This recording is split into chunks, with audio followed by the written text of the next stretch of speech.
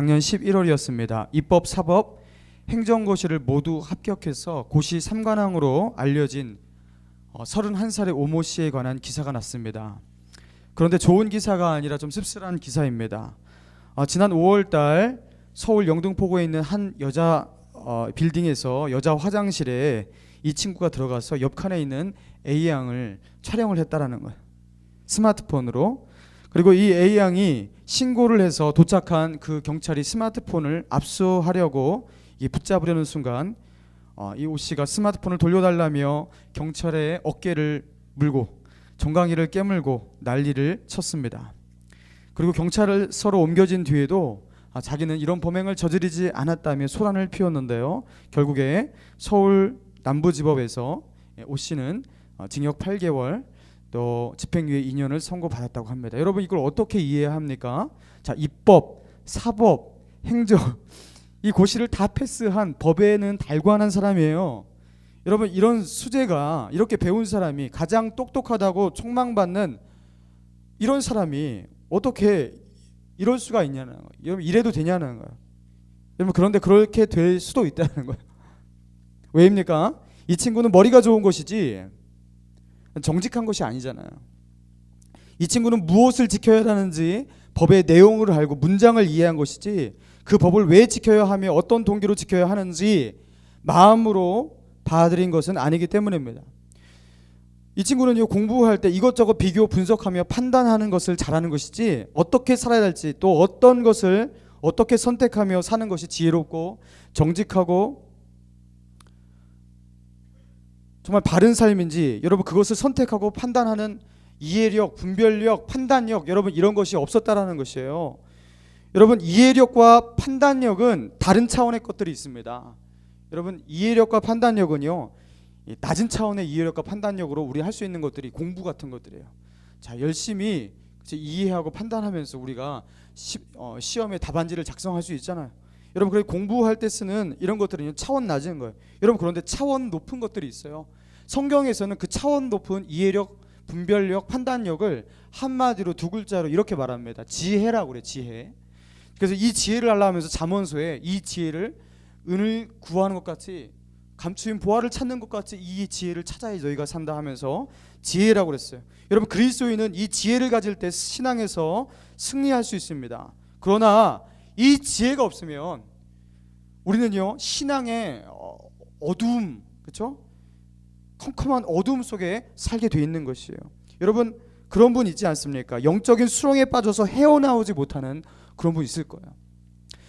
자기의 상태를 보니까 지금 영 말이 아니에요. 그렇죠? 이 상태로 계속 살면 이거 안 될 것 같아요. 그 진단은 대충 되는데 이것을 어떻게 헤어나와야 할지 방법론을 확신할 수가 없어요. 그리고 가끔 동기부여를 받고 뭔가 하려고 해도 안 돼요. 변화가 안 돼요. 결심이 서지를 않아요. 그러면서 삶의 변화를 만들어내지 못하는 이런 분들 있지 않습니까? 여러분 이럴 때에는요 여러분이 추구해야 될 거 딱 하나입니다. 그 왜 그렇게 됐냐? 왜 그 모양으로 됐냐? 여러분 이해력, 판단력, 영적인 신령한 이해력과 판단력과 분별력이 없어지니까 그게 안 되니까 그런 것이거든요. 여러분 그때 해야 할 것은 무엇이냐면 내가 잃어버렸던 그 영적인 분별력과 그 판단력을 빨리 회복하는 거예요. 여러분 이것을 회복하면 어떤 현상이 일어나냐면 이러고 있잖아. 이렇게 사는 것인데 하면서 막 포인트가 막 나와요. 나의 삶 가운데서 막 이렇게 설교 듣다가도 이거구나. 그렇죠? 성경 읽다가도 큐티하다가 막 하면서 포인트가 막 발생하는 이게 뭐냐면 그 사람에게 영적인 이해력, 판단력, 분별력이 막 세워지고 회복되고 있다는 증거예요. 포인트가 많아야 되는 거예요. 예전에 몰랐던 것을 새롭게 알게 되어서 환희를 느낄 때 그러잖아요. 여러분 이 감탄사가 우리의 영적인 어떤 이 깨달음 가운데 이게 많이 있어야 된다는 거예요. 이게 없으면요 절대로 영적인 문제는 극복이 되지 않습니다. 자 오늘 본문 12절의 말씀 같이 한번 읽어볼까요? 12절 시작. 자 같이 읽겠습니다. 시작.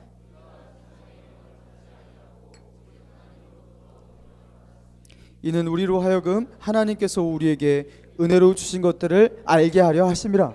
여러분, 세상의 영을 받지 아니하고 오직 하나님께로부터 온 영을 받았는데, 이 하나님께로부터 온 영을 받은 이유가 무엇이라고요? 하나님께서 우리에게 은혜로 주신 것이 무엇인지 알게 하기 위해서, 여러분, 알게 하기 위해서, 이해하게 하기 위해서. 아, 그렇구나. 여러분, 이 포인트는요, 성령의 역사입니다. 할렐루야. 여러분, 그런 거구나. 목사님이 저거구나 하면서 포인트가 오늘 있으면요, 그거는 하나님께서 여러분에게 은혜로 주신 것을 알게 하시는 성령의 역사가 임하고 있는 거예요. 그리고 13절을 보겠습니다. 13절 읽겠습니다. 시작. 우리가 이것을 말하거니와 사람의 지혜가 가르친 말로 아니하고 오직 성령께서 가르치신 것으로 하니 영적인 일은 영적인 것으로 분별하느니라. 영적인 일은 영적인 것으로 분별한대요. 그리고 영적인 분별력에 대해서 말하고 있잖아요. 여러분, 영적인 문제는 참 우리가 가지고 있는 심령의 이 문제, 마음의 문제, 이게 다 영적인 것입니다. 그런데 이 영적인 문제는 어떻게 분별이 된다고요? 영적으로밖에 분별이 안 되는 거예요. 이거 영적 분별력이 없으면요, 절대로 해결할 수가 없는 거예요. 자, 마음이 우울하고 침침하고 어둡고 낙심이 되고, 그렇죠? 희망이 안 보이고, 이거 다 영적인 문제입니다. 내가 이 문제가 해결되면요, 해결될 것 같은데요, 그러니까 이것은 영적인 문제가 아닌 것 같아요. 여러분, 아니에요. 영적인 문제가 해결이 되면요, 사실 그것들이 문제가 안 되는 문제들이 대부분이에요. 거의 다 영적인 문제들이에요. 자, 그래서 영적인 분별력이 필요하다는 거예요. 자, 그리고 14절입니다. 자, 같이 읽까요? 시작. 육에 속한 사람은 하나님의 성령의 일들을 받지 아니하나니 이는 그것들이 그에게 어리석게 보이며 또 그는 그것들을 알 수 없나니 그러한 일은 영적으로 분별되기 때문이라. 육에 속한 사람은 하나님의 성령을 받지 아니한 사람은 영적인 그 모든 것을 이해할 수 없을 뿐만 아니라 영적으로 우리가 말하는 영적인 그 모든 지식들이 어떻게 보인다고요? 어리석게 보인대요. 자, 보죠. 어떻게 보인다고요? 어리석게 보인다고 나오죠. 그에게는 어리석게 보임이라. 그것들을 알 수도 절대로 없대요. 그러면서 이 영적인 것은요, 영적인 분별력이 있어야 되는 거예요.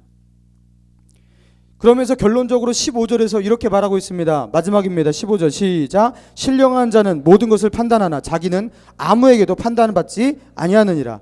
여기서 신령한 자라는 것은 누구를 말하는 것이냐면, 아까 우리가 12절에서 말한 것과 같이, 자, 우리가 세상의 영을 받지 아니하고 오직 하나님께로부터 온 영을 받은 그 신령한 사람을 말하는 거예요.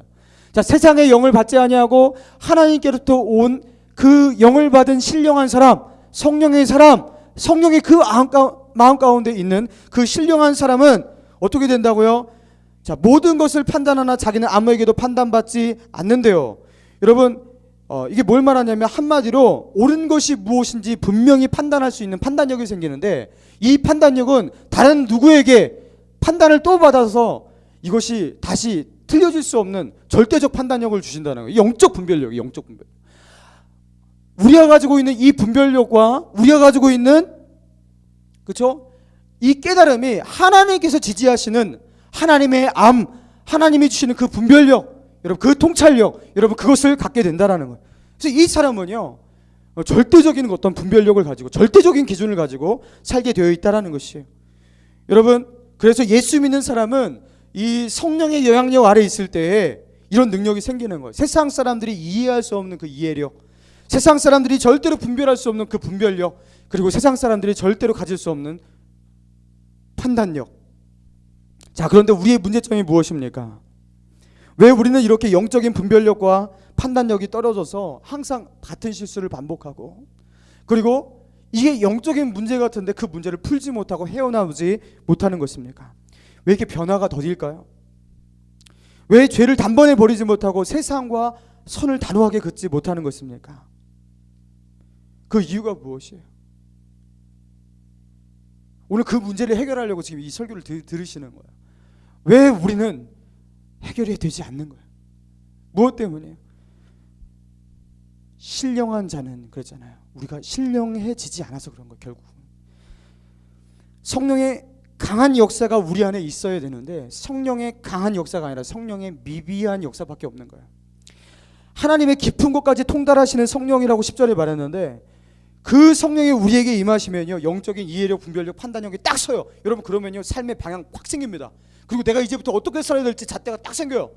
그러면서 삶이 분명해집니다. 명확해집니다. 짜투리, 쓸데없는 거 다 잘라내게 돼 있어요. 이게 영적 분별력, 판단력이에요. 여러분 이런 것들이 생기면요 삶이 정리되고 해결이 되는데 왜 안 되냐? 여러분 우리에게 성령의 역사가 없는 거예요. 한마디로 제가 이 설교 준비하면서 나에게도 성령의 역사가 참 미비했구나라는 것을 다시 한번 깨달았어요. 성령의 역사가 강력하면요 이런 영적인 분별과 판단과 이해가 정확하게 서기 때문에 삶이 선명해지는 것이에요. 여러분 하나님께서 우리에게 성령을 주신 이유가 뭐라고요? 자, 우리 아까 읽은 12절 다시 한번 읽어볼까요? 자, 12절입니다. 시작. 우리가 세상의 영을 받지 아니하고 오직 하나님으로부터 온 영을 받았으니 이는 우리로 하여금 하나님께서 우리에게 은혜로 주신 것들을 알게 하려 함이라.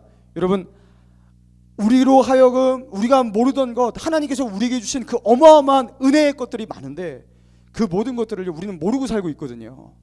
그러니까요 아주 사소한 것에 절망하고 낙심하고 불행하고 그런 거거든요. 그렇죠? 문제가 되지 않는 것에 막 문제가 되어서 걸려 넘어지고 그러는 것이거든요. 여러분 그런데 이 성령이 우리에게 오시면요 어떻게 된다고요? 하나님께서 우리에게 은혜로 주신 것들이 정말로 이것이 얼마나 큰 은혜임을 이제는요 알게 되는 것이에요.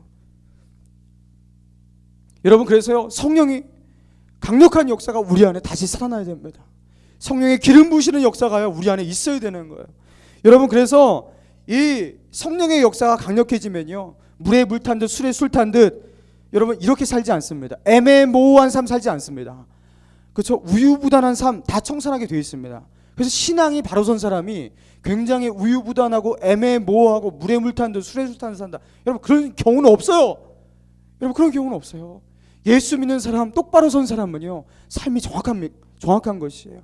요한일서 2장 27절에 요한 사도는 우리에게 이렇게 말했어요. 너희는 주께 받은 바 기름 부음이 너희 안에 거하나니 아무도 너희를 가르칠 필요가 없고 오직 그 기름 부음이 모든 것을 너희에게 가르치며 또 참되고 거짓이 없으니 너희를 가르치신 그대로 주 안에 거하라. 너희 안에 기름 부으심이 거하는데 이 기름 부으심은 성령을 말하는 거예요. 이 성령이 우리 안에 거하실 때 아무도 우리를 가르칠 필요가 없대요.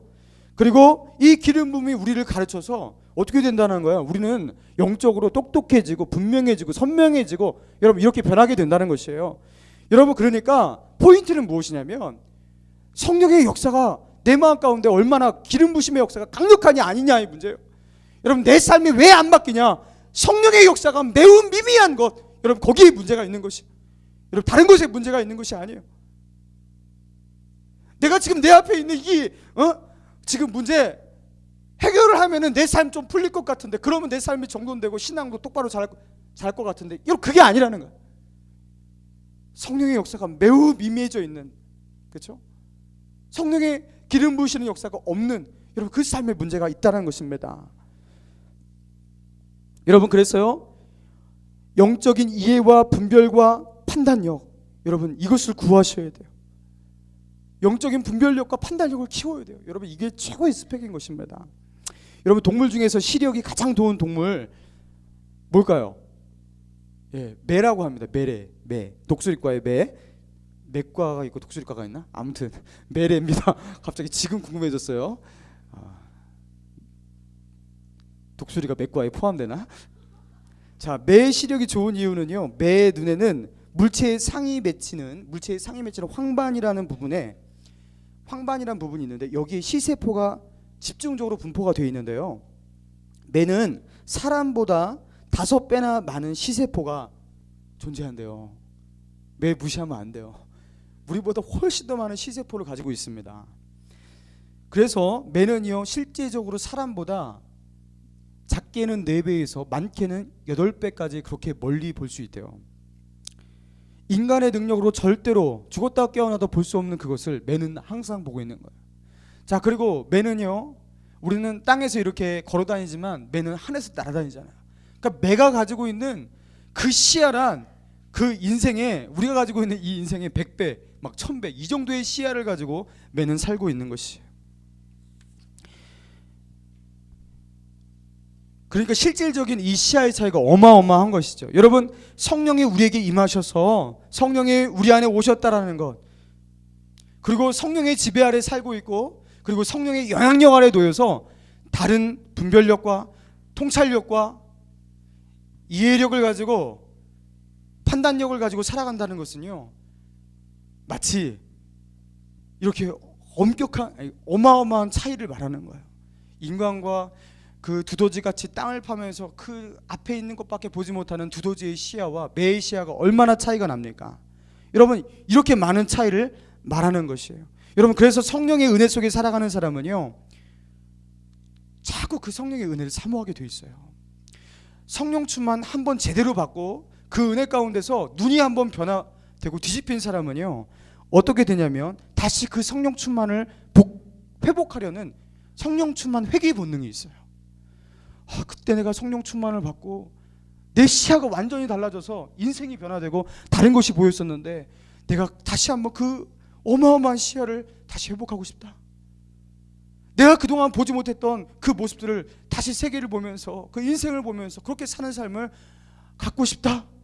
여러분, 이런 삶을 돌아가고 싶은 그 간절한 마음이 있어요. 여러분, 그래서 결국에는요, 성령 충만 제대로 받은 사람은요, 성령 충만을 다시 언젠가 회복해요. 저는 그렇게 믿어요. 저는요, 성령 충만을 제대로 한 번만 깨닫고 한 번만 회복해봐라. 그 사람은 다시 그리로 간다. 저는 그렇게 믿고 있습니다. 여러분, 사도 바울도 그랬던 거예요. 성령으로 사역하면서 일하는 사람은요, 성령 없이 사역하는 것이 지옥임을 체험해요. 그래서 다시 내가 성령 없이 절대로 사역 못하겠구나 하면서 그 성령을 간절히 원하는 거예요. 그래서 사도 바울이 지난주에 설교했던 본문과 같이 내가 너희 가운데 거할 때 약하고 두려워하며 힘이 떨었노라 그렇게 말하면서 그 이유가 뭐라고요? 내 말과 내 전도함이 설득력 있는 지혜의 말로 하지 아니하고 다만 성령의 나타남과 능력으로 하려 하여 내가 이렇게 두렵고 떨고 그랬다 이렇게 말하는 거예요. 그러니까 사도 바울은 성령과 함께 사역하는 것을 한번 체험해보고 그 성령이 나와 함께 역사하시면 어떤 열매가 나타나고 어떤 능력이 나타나는 것을 체험해보니까 그것 없이는 절대로 하기 싫은 거예요. 이제 성령 충만을 강구하고 성령의 역사를 사모하는 그 기름 부심을 사모하는 그런 사역으로 완전히 변화되었다는 것입니다. 성령의 역사에 모든 것을 걸어버리는 것이. 여러분, 그래서요, 성령 충만 체험하셔야 됩니다. 제가 지난주에도 기도에 대해서 동기부여했는데 기도하러 참 많이 오셨더라고요. 금요철 때 너무 청년들 많이 오셨어요. 그래갖고 너무 기뻤어요. 여러분, 더 많이 오시기 바랍니다. 할렐루야. 이게 반어법인지 뭔지 저는 교구 목사들한테 긴장하라고 청년들 지금 다 올 거니까 그랬는데 정말 다 오셨어요. 할렐루야. 여러분 비꼬는 것도 아니고 욕하는 것도 아니니까요. 자, 기도하러 오라는. 여러분, 실제로 일어났던 일인데요. 끝없는 망망대해에서 배 한 척이 암초에 부딪혔습니다. 가라앉고 말았습니다. 천신만고 끝에 살아남은 9명의 선원들이 어느 무인도에 도착했다고 합니다. 그런데 그들의 상황은 최악이었어요. 허기를 채울 만한 어떤 음식도 없었어요. 게다가 마실 물이 없었어요. 먹는 것은 둘째치고 물이 없으면 살지를 못하잖아요. 사방이 모두 바닷물이었습니다. 그러나 바닷물 마시면 죽잖아요. 갈증 더 생기죠. 그죠? 죽잖아요. 바닷물은 너무 쓰고 짜서 도움이 되지도 않고, 그리고 바닷물 먹으면요, 이 속이 완전히 탈납니다. 죽는 거예요. 여러분, 그래서 그들에게 유일한 희망은 빨리 비가 내려서 식수를 구하게 되든지 아니면 빨리 지나가는 구조 선박이 오든지, 여러분, 그런 것이었어요. 그러나 아무리 기다려도 비도 오지 않고 선박도 오지 않았습니다. 그리고 선원들은 심한 갈증과 목마름 속에 차례로 죽어나갔습니다. 결국에 단 한 명만 남았어요. 그는 타는 듯한 이 갈증을 더는 참을 수 없어서 가까스로 몸을 일으켰습니다. 그리고 바다로 뛰어들었어요. 에라 모르겠다, 바닷물을 퍼마셨어요. 그런데 그 바닷물을 퍼마시는데 이상하게 맛있는 거예요. 이상하다, 왜 이렇게 갈증이 해소되지 하면서 그래도 바닷물 먹었으니까 이제 난 죽는구나 하면서 엎어져서 죽음을 기다렸습니다. 그런데 일어나 보니까 갈증이 가시고 몸이 개운해졌어요. 이게 웬일인가? 여러분, 나중에 알게 되었는데요, 그 무인도의 그 아래로요, 지하수가 어마어마하게 흐르는데 그 지하수가 어마어마하게 흘러서 그 바닷물이 아닌 거예요. 샘물인 거예요. 거의 성분이 샘물인 거예요. 그래서 그 바닷물 마셔도 되는 거였어요. 근데 그 바닷물이 못 먹는 바닷물인 줄 알고 나머지 선원들은요, 그냥 다 죽어간 거예요. 근데 이 친구는 에라 모르겠다 하면서 바닷물에 퐁당 뛰어들어서 막 퍼마셔 먹는데 그것 때문에 산 것이에요. 여러분, 우리가 그렇지 않습니까? 여러분, 성령이 이미 우리를 둘러싸고 있다고요. 그뿐만 아니라 성령이 이미 여러분 마음 가운데 예수 그리스도를 나의 주, 나의 하나님이라고 고백하는 모든 사람 가운데 내주하신다고 약속하셨어요. 내 마음 가운데 내주하십니다. 성령이 여러분 마음 가운데 계셔요. 없는데요? 성령이 영이잖아요. 이게 보이는 분이 아니잖아요. 당연히 이게 안 보이죠. 성령이 내 마음 가운데 내주하신다고요. 여러분, 이 성령이 우리의 그 갈급함과 우리의 그 부족함들을 다 채우시고 우리를 살게 하시는 성령인데, 우리가 그 성령의 바다 가운데 살고 있으면서도요, 그 하나님이 보내신 그 성령의 능력을요, 조금도 우리가 그 성령의 생명수를 마시지 못하고 갈증 속에 허기져서 죽어가고 있다고요. 그리고 너무 허기지니까 나중에 뭐 하는 겁니까? 이러다가 너무 심심해서 살 수가 없다 하면서 그 허기진 배를 채우기 위해서 쓸데없는 오락과, 그렇죠? 쓸데없는 말초적 신경을 자극시키는 그런 많은 것들을 추구하는 거예요. 그러면서 그걸로 자꾸 그걸 채우려고 하는데 그 채워지냐는 거예요. 안 되지. 그리고 그걸로 안 되니까 뭐 인생의 그 야망, 그렇죠? 비전으로 포장한 어떤 야망들을 듣고 성취욕으로 살아가는 거예요. 여러분, 그걸로 되냐고요? 안 되죠. 그 갈증이 해소가 안 되는 거예요. 결국에는요, 그 모든 그 자기가 누릴 수 있는 모든, 그렇죠? 쾌락의 끝을 맛본 것, 여러분, 쾌락의 끝이 그거라고 하지 않습니까? 도박이 쾌락의 끝이래요. 그리고 마약이 쾌락의 끝이래요. 그래서 연예인들은요, 인기, 명예, 돈 다 가졌죠, 그죠? 다 가졌잖아요. 뭐 그리고 게다가 아주 괜찮은 그 배우자까지. 거의 연예인들이 그러잖아요. 그러니까 얘네들은요, 더 이상 그 목표가 없어지거든요. 그럼 뭐 하는 거예요? 보통 마약하죠, 그죠? 그리고 도박하죠. 왜 그렇습니까? 그 쾌락의 끝이래요. 그게 그 넘어서가 없대요. 그 넘어서는 뭐냐? 죽음이래요. 그냥 죽어야 되는 거예요. 그것조차도 만족이 안 되면. 여러분, 그러니까 그렇게 되는 거예요. 그런데 우리는 성령 충만 받고 성령에 사로잡힌 그리스도인이 되면요, 그런 것들이 필요 없어지는 것입니다. 성령께서 내 마음을 채우시니까 여러분, 그런 것들이 굳이 뭐 그렇다고 뭐 저는 오직 주님밖에 없어요 하면서 뭐 강 목사도 맨날 뭐 영화도 하나도 안 보고 뭐 그러는 건 아니에요. 그렇지만 정말로 주님 한 분이면은 정말로 대부분의 것들이 만족이 됩니다. 안 거져도. 그래서 여러분, 맨날 쓸데없는 것에 집착하지 말고 여러분, 그 성령의 그 생수의 바다에 뛰어드시기 바랍니다. 거기 뛰어들면은 죽을 것 같은 거예요. 왜? 주님께 나의 모든 것들을 다 주니까, 야, 그러면 주님이 나보러 선교 가라면 어떻게 하지? 자기의 주재권을 놓고 이제부터 내 마음대로 살지 못하고 나는 너무나 답답할 것 같아. 이제부터 내가 하고 싶은 그것들 못하게 되니까 이거는 행복하지 않을 것 같아 하면서 그 바다로 뛰어들지 못하는 것이에요. 여러분, 그런데 그 뛰어들면 사는 것입니다. 그 뛰어들어서 성령이 주시는 그 은혜에 한번 잠겨보라는 것이에요. 여러분, 그러면 우리가 살게 된다는 것이에요. 여러분, 얼마 전에 제가 한 책에 대한 이 소개의 글을, 그 장편의 소개의 글을 신문에서 읽은 적이 있었어요. 여러분, 그런데 이 책의 제목이 무엇이냐면 불륜 예찬이에요. 이제 별로면 책이 다 나와요. 불륜 예찬. 지금 이해되셨죠? 다. 프랑스의 한 철학자가 이 책을 썼대요. 제가 그래서 프랑스 철학을 굉장히 싫어해요.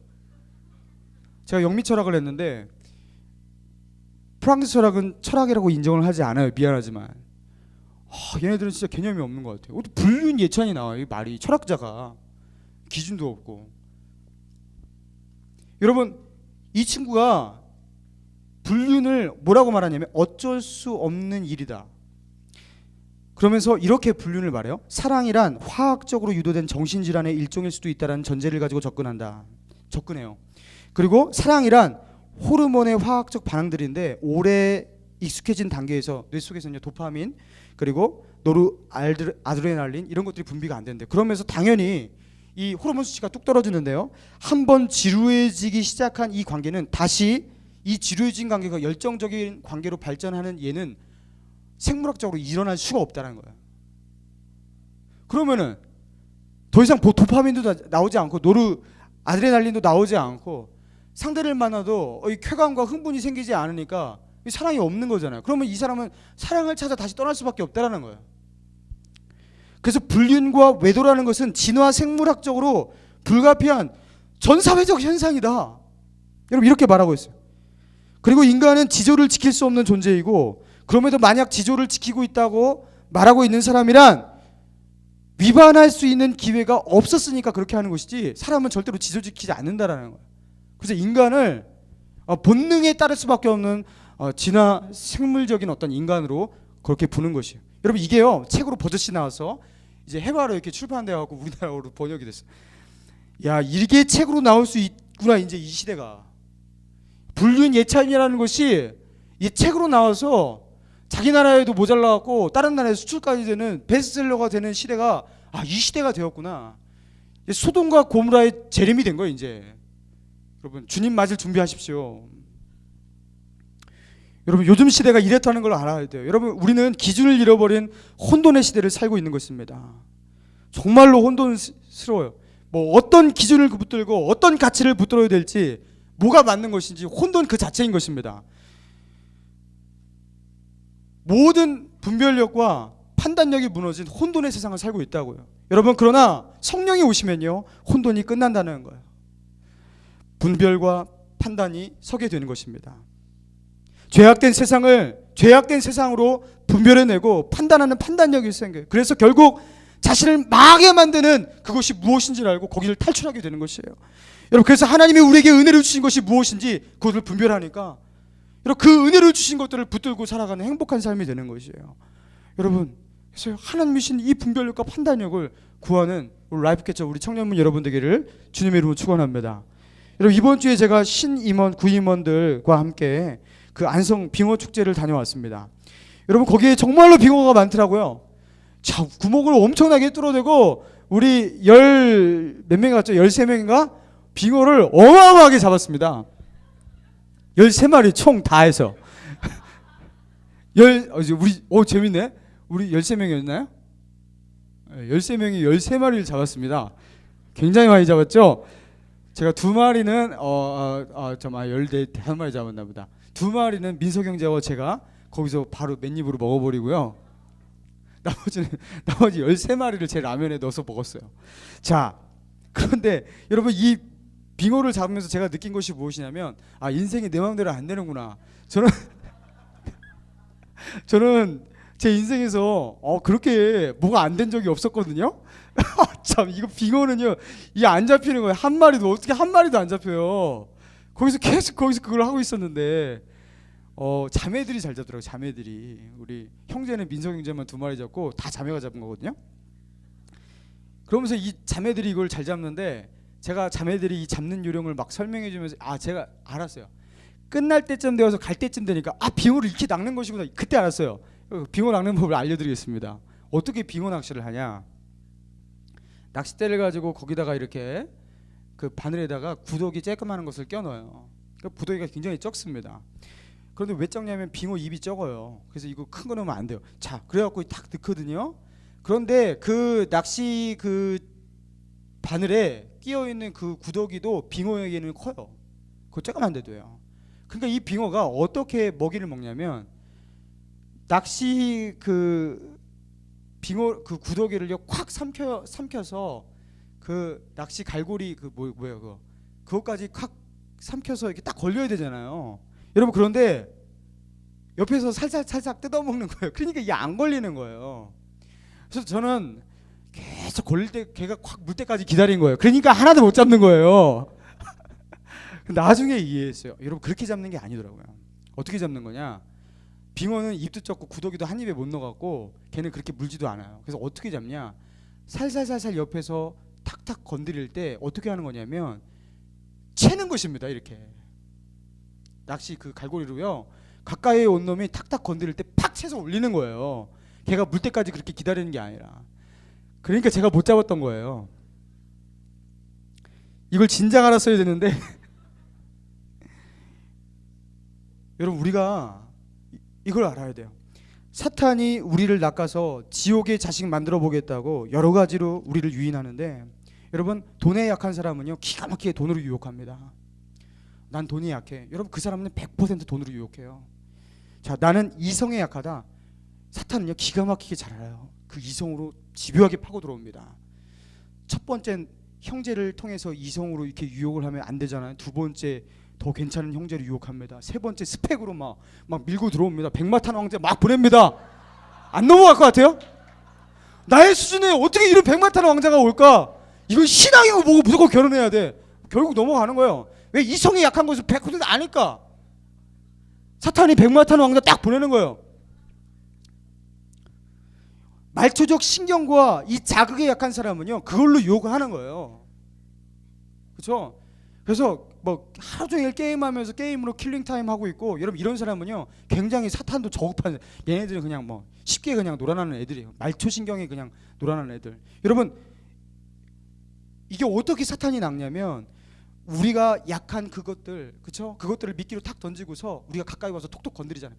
예수 믿으니까 콱 물지는 못해요. 그래서 나는 세상에서 제일 좋은 게 게임이야, 우리 이렇게 말하지 않잖아요. 여러분 우리는 그래도 하나님이야, 그렇지만 게임을 끊어야 되는데 자꾸 게임을 못 끊겠어 하면서 그렇게 말한다든가, 내가 이 취미, 이 습관 이거 끊어야 되는데 그래도 좋은데 어떻게 하면서 탁탁탁 건드리면서 그 주위를 맴돈다고요. 여러분 이렇게 해서 낚이는 것입니다. 빙어가 콱 물어서 낚이는 게 아니라고요. 여러분 사탄이 우리를 낚을 때 어떻게 낚냐면, 우리가 사탄 사랑해요, 당신이 너무나 좋아요, 나에게 이런 쾌락을 주시는 당신 사랑해요 하면서 콱 물어서 낚는 게 아니라 어떻게 하는 거라고요? 그 주위를 맴돌면서 살짝 건드리면서 탁탁탁탁 먹을까 말까. 여러분 이럴 때 사탄이 낚싯줄 탁 깨는데 아감이 팍 걸려서 올라가는 거예요. 그러면서 우리 인생이요 그냥 한 마리 그냥 빙어 인생, 붕어 인생 되는 거예요. 그냥 거기서 그냥 끝나는 거예요. 사탄의 그냥 밥이 돼버리는 거예요. 여러분 그래서 우리에게 필요한 것이 무엇입니까? 이게 먹어도 되는 건지 안 먹어도 되는 건지, 이 안에 낚싯바늘이 숨겨진 이 사탄의 계략인지 아닌지, 여러분 이것을요 분별할 수 있는 분별력과 판단력이 있어야 되는 거예요. 영적인 분별력과 판단력입니다. 여러분 이 영적인 분별력과 판단은요 죽느냐 사느냐의 문제인 것이에요. 이걸 가져야 되는 거예요. 여러분 에덴 동산에서 사탄의 꼬임을 받아서 절대로 먹어서는 안 되는 그 선악과를요, 그렇죠? 하나님의 주의를 듣고 먹으면 정령 죽으리라 하나님께서 경고까지 하셨는데도 사탄의 체임을 받았어요. 그 똑똑한 아담과 하와도 하나님을 보고 하나님과 이야기도 하면서, 그 당시에는 아직 타락도 안 된 신령한 아담이었어요. 그런데도 사탄의 그 밥에 걸렸어요. 여러분 그런데 우리가 사탄과 싸워서 이길 거라고 생각하십니까? 사탄이 크게 낚시하면요 우리가 그것을 뿌리칠 수 있을 거라고 생각하십니까? 100% 걸립니다. 우리는 절대 못 이겨요. 우리는 그런 분별력도 없고 판단력도 없고 그런 능력이 우리에게 전혀 없습니다. 그 유혹에 대한 저항력이 우리에게 없다고요. 오라 나는 곤고한 자로다, 이 사망의 늪에서 누가 나를 건져내랴. 여러분 이 절망밖에 없는 것이 우리의 삶인 것입니다. 우리는 싸움이 되지 않아요. 여러분 그것을 알고서나 싸우라고요. 알고서나. 나의 절제력과 의지력을 믿는다고요? 웃기지 말아요. 안 됩니다. 아담도 안 됐어요. 하와도 안 됐고 항상 안 됐던 사람밖에 없었어요. 여러분도 안 돼요. 그건 그렇게 되는 것이 아니에요. 여러분 그래서 어떻게 하라고요? 우리가 세상의 영을 받지 아니하고 오직 하나님께로부터 온 영을 받았으니 이는 우리로 하여금 하나님께서 우리에게 은혜로 주신 것들을 알게 하려 함이라. 여러분 알게 하시는 이 성령의 역사가 있어야 되는 거예요. 사랑하는 청년 여러분, 세상 사람들이 결코 경험할 수 없는 그 판타지를 경험하면서, 세상 사람들이 절대로 이해할 수 없는 그 판타지의 세계 속에서 여러분 우리가 살 수가 있어요. 그게 뭐냐면 예수 믿는 사람들만 경험할 수 있는 성령의 역사, 성령 충만의 그 판타지예요. 판타지. 신기한 역사예요. 이거는 항상 제가 항상 말하잖아요. 저는 기도할 때마다 깜짝깜짝 놀래요. 야, 내가 기도하는데 오늘도 이렇게 응답하시는구나. 저는 뭐 기도를 할 때 기도를 다음에 뭐 응답받고 뭐 저는 이런 식의 기도를 하지 않아요. 보통 저는 어떻게 기도하냐? 기도를 하면요, 이 문제에 대해서 확신이 서고 해결됐다라는 마음이 설 때까지 그냥 거기 계속 앉아 있어요. 그게 그냥 앉아 있어요. 그래서 어쩔 때는 하나님과 씨름해요. 하나님, 저 오늘 이거 응답 안 하시면은 하루 저는 제끼는 겁니다. 저 오늘 하루 제껴버리면 하나님, 이거 하나님한테 손해예요. 저는 여기 그냥 제끼는 거예요. 막 이러면서 막 협박도 하고 그러면서 거기서 있게 있어요. 사실 저는 하나님이 빨리 역사할 것을 알아요. 하지만 조금 더 빨리 역사하시라고 막 그러면서, 하나님, 저는 무지막지하게 기도할 거니까 그냥 빨리 주시라고요. 이렇게 하는 거예요.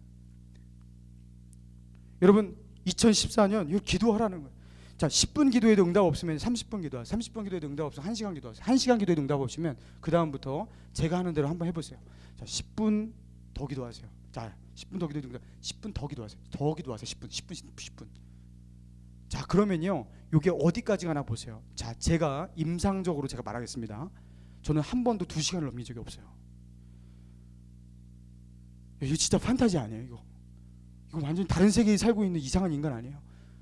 2시간을 넘긴 적이 없이 다 응답을 받았어요. 거의 대부분의 것들을. 제가 때로는요 정말로 절박하고 힘든 문제를 가지고 기도했을 때도 야 이거는 3박 4일 정도 이렇게 금식 기도해야 되는 그런 문제가 아닐까 하면서 기도를 했는데 그것도 그렇게 응답이 되더라고요. 마음 가운데 확신이 생겨요. 됐다. 뭐 그 기도에 대한 그 기도가 아예 나가지를 않아요. 뭐 응답됐다는 확신이 있는데 어떻게 기도가 나가요? 염려가 되고 뭔가 이렇게 갈급하고 막 이래야지 나가지. 뭐 찬양만 나가는 거예요. 뭐 할렐루야 감사합니다. 막 이러는 거예요, 여러분. 그 기도가 끝나버리는 거예요, 여러분. 여러분 그런데 우리가 이런 크리스찬의 판타지를 왜 경험하지 못하느냐? 다른 거 없는 거예요. 여러분 기도를 하지 않아요, 보통.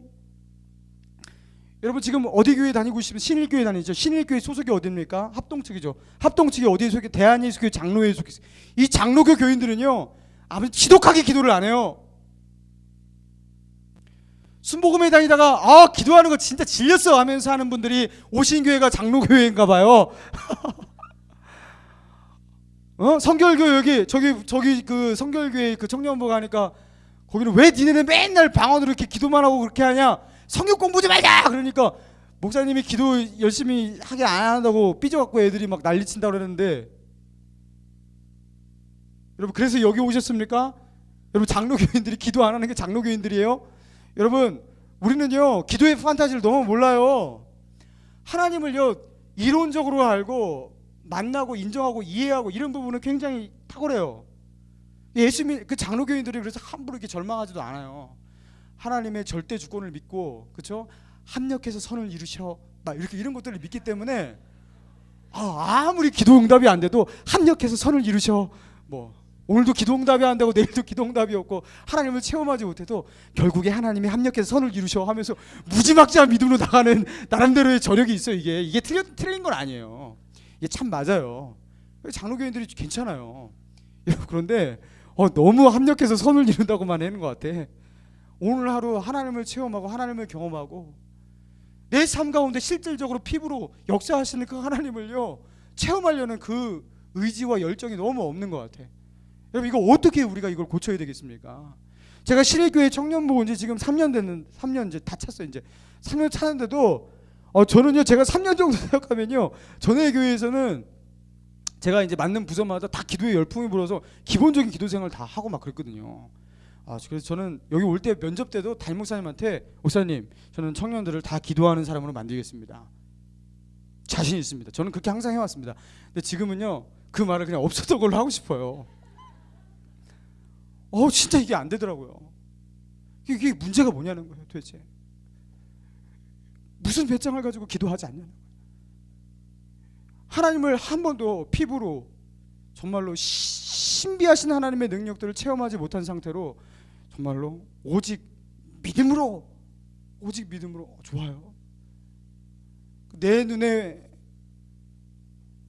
보이는 증거 아무것도 없어도 오직 믿음을 가지고 늘 걷겠다라는 그 찬송의 가사처럼 여러분 그 찬송만 부를 수밖에 없는 여러분 그런 사람이 되는 거예요. 여러분 기도하십시오.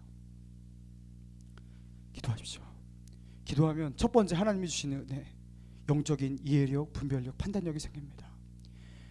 여러분이 그동안 해결하고 싶었던 그 많은 문제들이 단번에 해결되는 그런 은혜를 경험하게 될 거예요. 2014년 다음 주부터 전교인 특별 새벽기도가 시작됩니다. 여러분 전교인에 포함되시니까 여러분 도전하십시오. 5시 30분이에요. 그러니까 한 주일 정도 기도할 수 있잖아요. 기도할 때 제가 경고하겠습니다. 특별 새벽기도는 나와서 기도를 하지만 특별하게 5분만 기도하고 딱 가셔요. 그럼 왜 오신 거예요? 5분 거기 있을 때 그 집에서 하시지. 저 안타깝습니다. 왜 교회까지 와서 5분 기도하고 가십니까? 집에서 잠깐 하시면 되지. 여러분 진득하게 기도하는 거예요. 해가 동이 터서 그냥 선샤인을 막 맞을 때까지 막 기도를 하는 거예요. 그래서 하나님의 응답을 경험하세요. 야곱같이. 그리고 2월 두 번째 주에 청년부 특별 새벽기도가 있습니다. 그때 이제 청년 여기서 해요. 이런 시간들이 있어요. 이거 기다릴 필요도 없어요. 당장 금요 차례부터 나오기 시작하시기 바랍니다. 나와서 기도하세요. 하나님이 나의 기도에 응답하실 것을 믿고서 진득하니 기도하시고 기도의 응답을 받기 바랍니다. 여러분 기도는 따라해 보세요. 버티기다. 자, 따라해 보세요. 기도는 버텨야 한다. 자, 하나님은 말 잘하는 사람한테 응답하시는 것이 아니라 버티기 잘하는 사람한테 응답하시더라는 것을 임상적으로 알게 되었습니다. 저를 통해서 제가 아무리 화려한 수식구와 열정적인 부르짖음을 가지고 아무리 단번에 10분 만에 20분 만에 끝내려고 한다 해도 하나님은 꿈쩍 않는다는 것을 저의 삶을 통해서 제가요 이미 증명해냈어요. 여러분 시도할 필요 없어요. 기도는 무조건 버티기입니다. 하나님이 응답하실 때까지 믿음으로 버티는 작업, 여러분 그거 하시면요 응답 못 받을 사람 없어요. 저는 기도가 안 들려요. 기도가 잘 안 나오는데요. 웃기지 마. 기도는 무조건 버티기야. 기도가 안 나오고 저는 어떻게 기도를 해야 될지도 모르고 어떻게 무조건 버티려니까 그냥 가만히 앉아 있으려니까 꼼짝 말고 그냥 버티기야. 어떻게 기도할지 몰라. 하나님은요 그냥 거기에 있는 것을 그냥 보신다니까요. 얘가 여기 와서 심지어 여기 와갖고 이상한 짓을 하겠냐고요. 그냥 그래도 기도의 흉내라도 몰래 하니까 하는 거예요. 기도는 무조건 버티기입니다. 버티면 응답받는 거예요. 그래서 여러분 2014년 버티며 기도하고 성령의 충만을 받아 하나님이 주시는 영적인 분별력, 판단력으로 승부하는 우리 신일의 청년 되기를 주님의 이름으로 축원합니다. 우리 찬양하시고 우리 기도하기를 원합니다. 자, 다 나오세요.